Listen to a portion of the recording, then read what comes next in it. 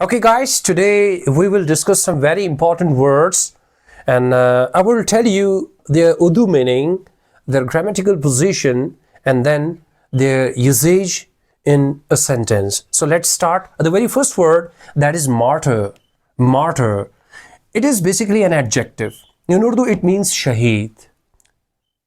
He martyred in that war. वो उस जंग में शहीद हुआ. अच्छा, the noun of this word is martyrdom. Martyrdom. It is a noun and the Urdu meaning is shahadat.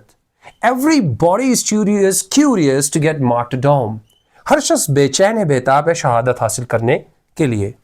Proximity, noun. कुर्ब, नज़दीकी.